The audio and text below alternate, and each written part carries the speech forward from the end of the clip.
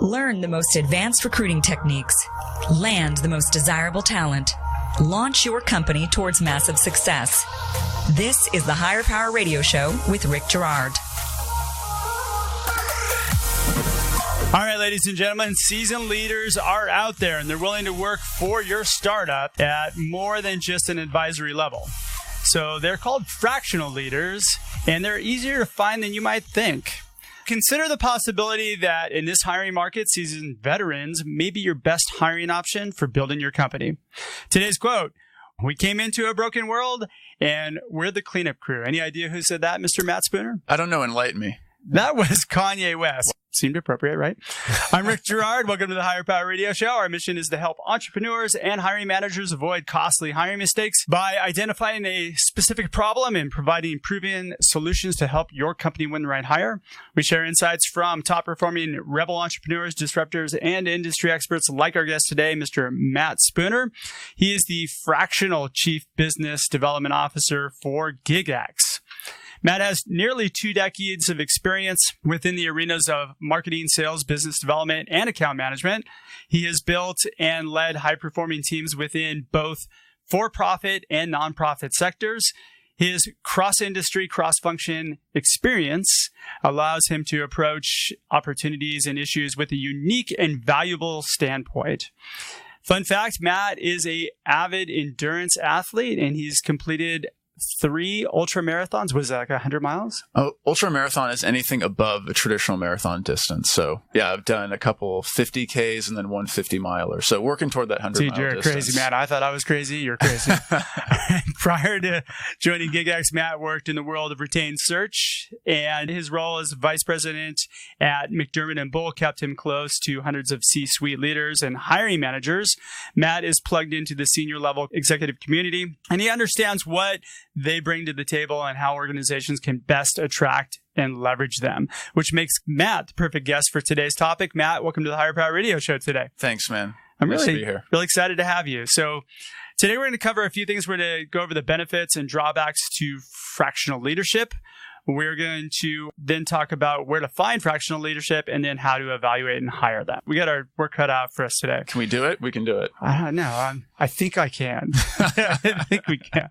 All right. So let's cue everybody in. What is fractional leadership? Let's start there. Fractional leadership is I would call it like a flavor of independent leadership. There's all different types of independent leadership, but the fractional type of leadership is one where senior level executives can come in on a part-time, long-term basis to help organizations. So it's a specific type of independent leadership. You see this primarily at the C-level. Yeah, primarily at the C-level. Fractional has been this term that's been affiliated with C-level, part-time, long-term role. You've heard about freelance, but that's a little bit lower down. When you talk fractional, you're really talking about the C-suite. What about the VP level? Would that be fractional as well? Or? Yeah, I say C-level typically outside of, or I should say instead of C-suite, because it's really about C-level. You can be a VP level person for an enterprise, size organization and very clearly drop down into a smaller organization and play a C-level role. So It's really about levels, but it can absolutely apply for VP positions as well. Okay. So why is this important? Why consider fractional leadership? I think it depends. There's clearly 2 populations, right? There's the population of talent, the candidates out there. Then there's also the population of the organizations and the hiring entities, right? So when you talk about why is it important? It's important because there's an aging population of senior level leaders. About 11,000 people retire on a daily basis. Not many of them can really afford to just straight up retire, and many of them want to remain vibrant and keep working. So fractional is a really great opportunity for them. And then you and I have discussed this before, and they've been there, done that. Yeah, and they've been there and done that, right? I mean, the benefit to it is crazy. Yeah.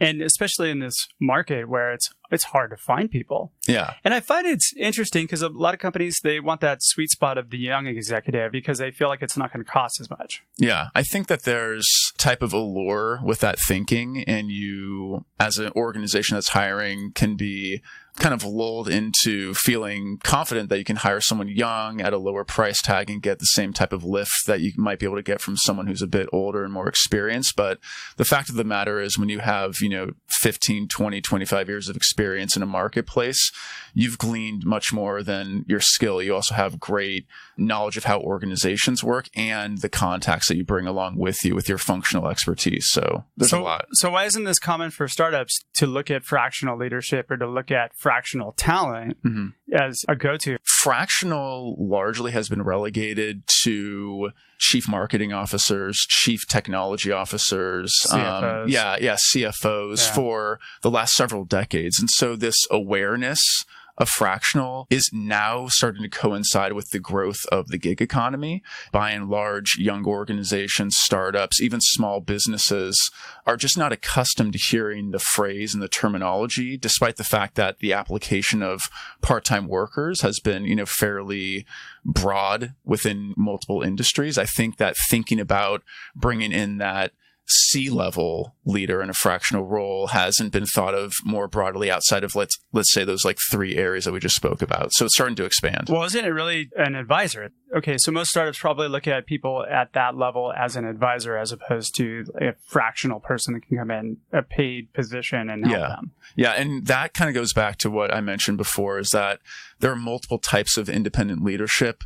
That kind of advisor, more consultative role has been leveraged a lot. That's really a quick hit. You come in, you give a little bit of your expertise, you do an assessment, but there's really no execution of that strategy that you create as a consultant or as an advisor. A fractional leader is someone that can come in and do both the strategy piece and the execution piece. And so that's the additional lift that you get from someone who wants to actually execute against a strategy that they can implement. There's a lot of misconceptions, I think, that are in and around this whole term fractional leadership. What would those be? Most people think that fractional leaders are maybe a flight risk. I think that there's a perception that maybe they're not around for the long haul, but actually the true definition of a fractional leader is someone that wants to be with an organization long term. It's just that they're giving that organization a part of their time, a portion of their time, a fraction of their time. That's really where the term comes from, right? So there's that misconception that I think people need to realize, is that these individuals don't want to come in for the quick job or the quick consultative role. They want to be there in the long term. It also seems to me like there's a perception that those people are going to be very, very expensive. Yeah, that's true. Which also kind of comes back to the term fractional, right? Because they may be expensive if you're paying for them full boat. If you were going to bring on a CFO and they command $500K on an annual basis in just their base salary, but you could bring them on 1 day a week over a period of, 3 to 5 years and really, give them annually $100K, your organization might be able to afford that type of expertise. So there is that misconception that, oh, well, this person is going to really cost me a lot, where in reality, they're going to cost you a fraction of what they would typically be, commanding in the marketplace. Because they're given a fraction to 4 or 5 other Exactly. They're going to be serving simultaneously. What happens though if you're investing that time and resource and then they take a full-time gig somewhere else? Now you're in a hole, right? Yeah.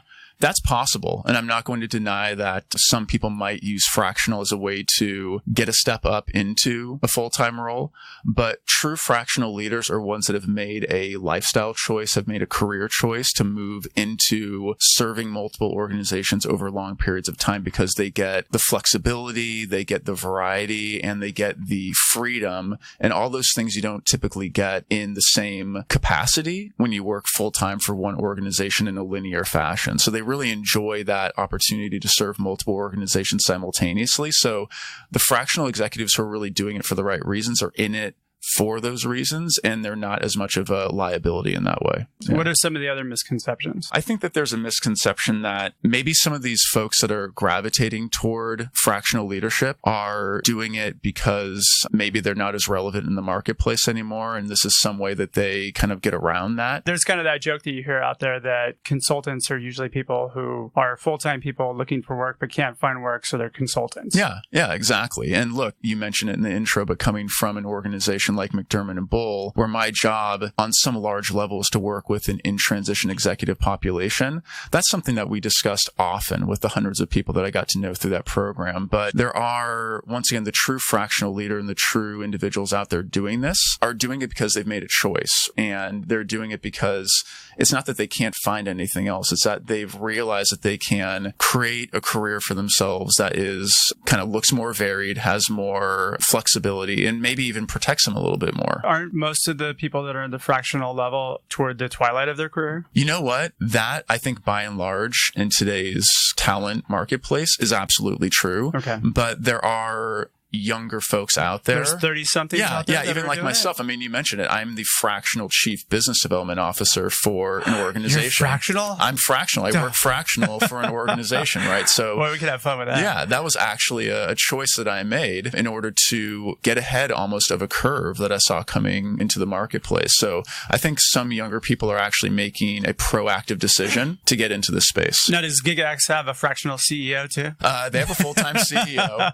Can't do it all fractional, but I am a fractional employee of an organization that promotes fractional leadership. Yeah. Awesome. The other thing that may be a misconception is that these leaders may not be as nimble or as current or have the stamina to move as quickly as a startup would need you to do. Yeah, I can understand that. I'm not going to say I agree or disagree. I would say that I understand where that perception may come from. What I would counter with is that there is a nimbleness that you need just to be a fractional executive to begin with. If you're serving multiple organizations simultaneously, you need to be a person that can kind of packet switch and go back and forth between opportunities. And so there's a nimbleness of energy and mind frame and mindset that you need to already have.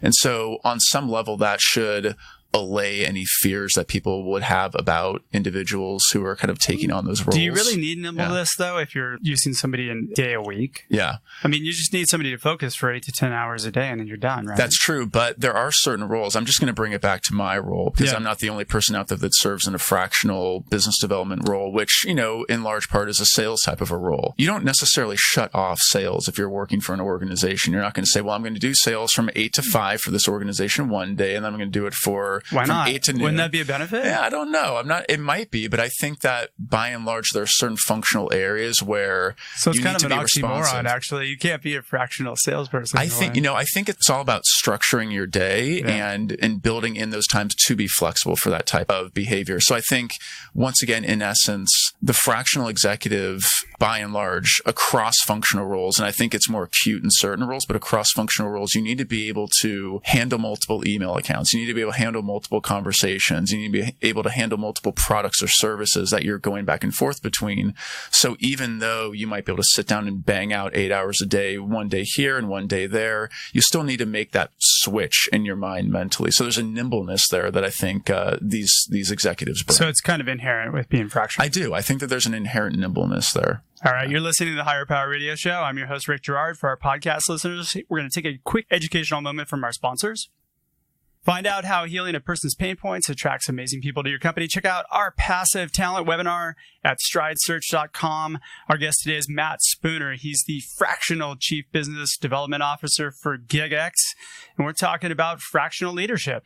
We've talked a little bit about the benefits and some of the drawbacks. Now let's talk about how to find fractional talent. Now, you guys, GigX naturally has a platform that helps you find them. So there's tools out there available, but let's talk about the best way to go about finding people. Yeah, absolutely. Yeah. It's really all about being a proponent for this type of work. Yeah. You know, it's not necessarily about the specific organization I work for. So, right, how do you find these people and how do you hire them, right? I believe that the first and most important step is that there are populations out there that are largely ignored.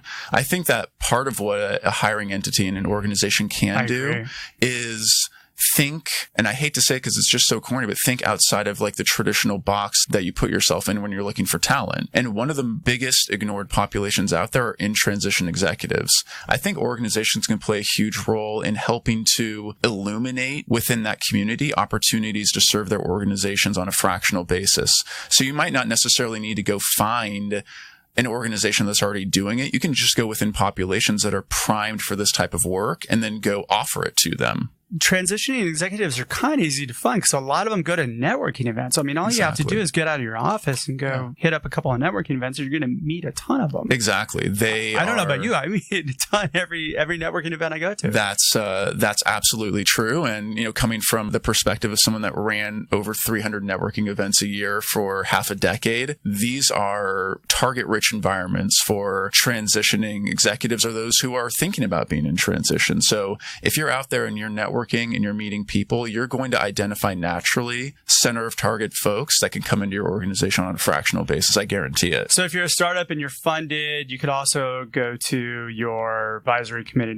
Your VC connections are going to have connections to people who are probably fractional. Absolutely. Because, you're talking about a networking conversation, but then you think about more broadly, who do you know that have their own networks? It's not even just about networking events. It's, who are people connected to? And I think we give those closest to us far less credit than they deserve as far as who they know and how they know them and who they can get you connected to. So whether or not it's your advisory council or a board or your trusted advisors, your family, friends, they're going to know people. You just need to give them the opportunity to help you. I find that even at the individual contributor level, people who are fairly seasoned are not contacted as much as that 3 to 10 year person, right? Mm-hmm. So that's a really good pool of talent that if you can provide them the right opportunity, they would dig into it even from a full-time role. Yeah, absolutely. And I don't think a lot of companies think about that. They think they just want kind of young talent who can kind of get things done.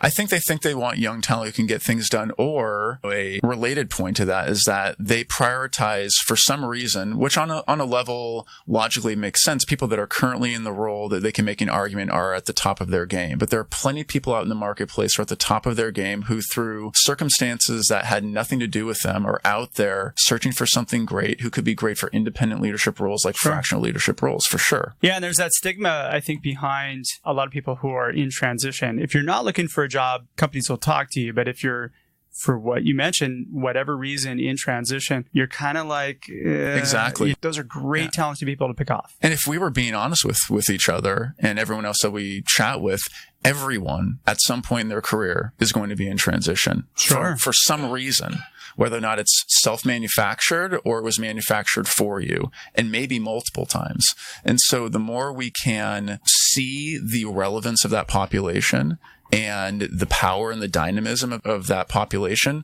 the better off we're going to be as a business community in general. Let's say we locate a few people. How do we hire them? How do we evaluate them? So kind of that was the first step. Run me through this. Yeah, look at some populations that typically don't get looked at, right? In transition is one of them. Second step, you need to know as the organization, what's the time commitment that you're looking for? How do you know? How do you figure that out? Just like anything else, I think it's a strategic conversation internally. If you are, let's say, a small business, right? And you're growing, you know that you need, I'm just going to use a CFO example again, financial acumen beyond, let's say, a controller that you have on board who just doesn't bring the same expertise or experience as a true finance executive.